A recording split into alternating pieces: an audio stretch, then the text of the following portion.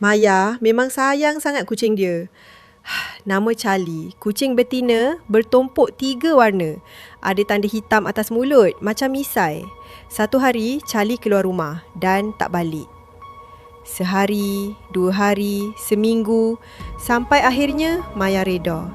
Diingat Charlie dah hilang selamanya. Beberapa minggu lepas tu, Maya mula mimpi pelik. Binatang merata-rata, tikus, lipas, cicak dan seseorang letak sesuatu dekat rumah dia. Bila bangun, dia jumpa bulu burung gagak. Tiba-tiba telinga kiri dia berdesing dan badan mula sakit. Maya rasa sesuatu dah mula. 6 bulan kemudian, dalam perjalanan ke klinik, Maya nampak sesuatu. Seekor kucing. Itu Charlie. Di tepi jalan, sunyi. Maya gembira bukan main. Dia suruh mak ambil. Bila panggil, kucing tu sahut. Tapi masa nak masukkan dalam sangkar, mak Maya kena cakar. Mak mula rasa pelik. Charlie bukan macam ni. Tapi Maya tak peduli. Malam tu, Maya tiba-tiba demam panas. Kepala berdenyut, badan rasa terbakar. Dia tidur awal. Tengah malam, dia terjaga. Tersedap, bau busuk kuat.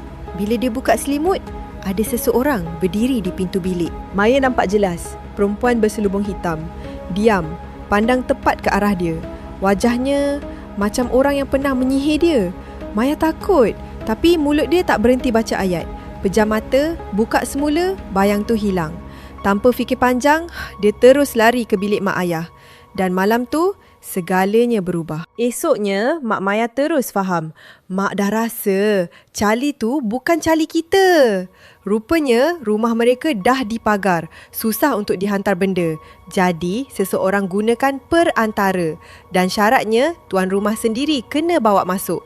Baru Maya sedar, dia yang bawa masuk benda tu.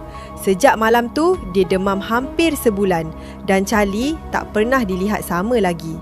Kadang yang kita sayang tu balik bukan untuk kembali.